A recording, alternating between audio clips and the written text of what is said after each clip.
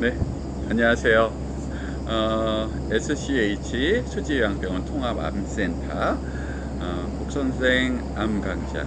오늘도 지난 시간에 이어서 식사에 대한 생각, 요 책에 대해서 두 번째 한국인처럼 먹기, 요 내용을 여러분들한테 소개를 해드리겠습니다. 지난번에 음식혁명의 4단계를 설명을 드렸었는데, 전문가들은 영양전이의 커브를 꺾는 것, 그러니까 즉 보다 건강한 식사 패턴 쪽으로 변화의 방향을 돌리는 것이 중요하다고 말하고 있습니다. 정크푸드에서 채소 쪽으로 변화의 방향을 돌리는 것이 가능할까? 정말 가능하다면은 실제로 그러한 사례가 있을까? 이 문제를 고민할 때 거듭 등장하는 국가가 하나 있다고 합니다. 바로 여러분들이 살고 있는 한국입니다. 한국은 브라질, 멕시코, 남아공에서 나타난 그 식단의 변화를 겪지 않은 채 빛의 속도로 3단계에서 4단계로 넘어갔습니다. 근데 전 세계에서 정말 거의 유일하게 한국만이 커브를 꺾는데 성공을 했습니다. 정말 1960년대 초반에서부터 90년대 중반에 이르기까지 한국 경제는 완전히 탈바꿈을 했습니다. 그러면서 이제 식단의 변화도 크게 왔는데, 가계 식료품 소비 조사에 따르면 한국인의 육류 섭취는 1969년에서 1995년 사이에 10배가량 증가를 했고요. 그 사이 1인당 558g이었던 1969년에 곡물 소비량은 1995년에는 308g으로 곤두박질 쳤습니다. 한국이 얼마나 빨리 부를 획득하고 국제시장에 노출되었는지 고려하면 한국의 식단 역시 그 설탕과 지방 그리고 포장식품의 비율이 높아 비만을 유발하는 식단으로 순식간에 바뀌었을 것으로 예상하게 됩니다. 실제로 그런 면도 분명히 있고요. 그렇지만 급속히 발전한 다른 국가들에 비하면 한국은 전통 식단을 훨씬 더 잘 유지를 했습니다.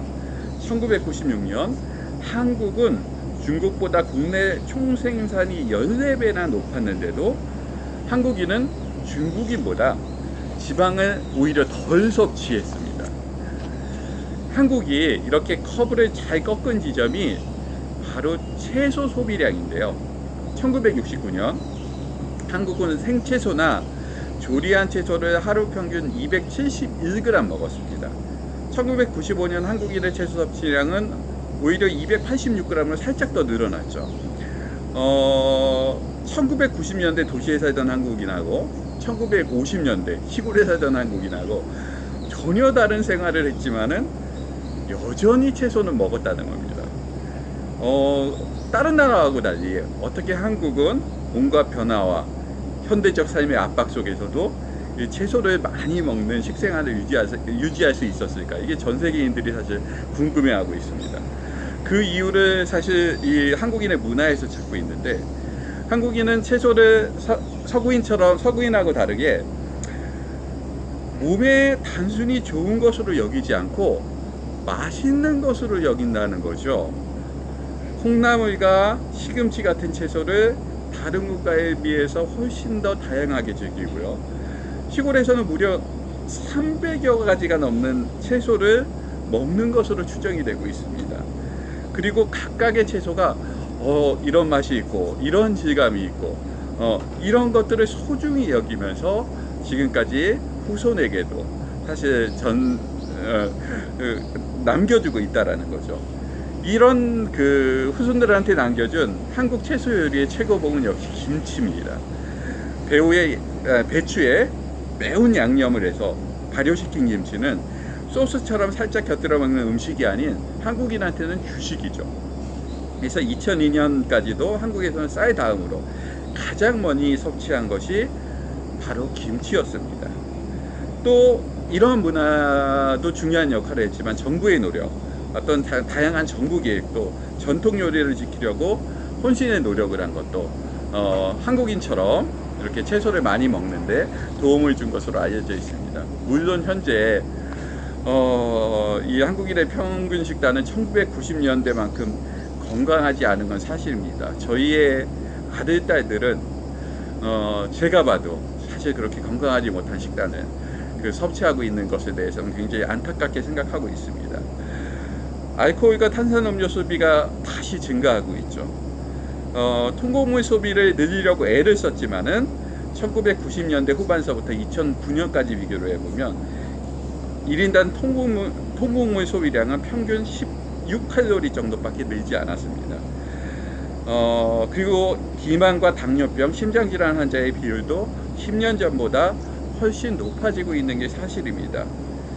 그렇지만 아직도 한국인은 여전히 다른 3단계에서 4단계로 넘어간 다른 부유한 국가들에 비해서 채소를 훨씬 많이 섭취하고 있는 것은 사실입니다.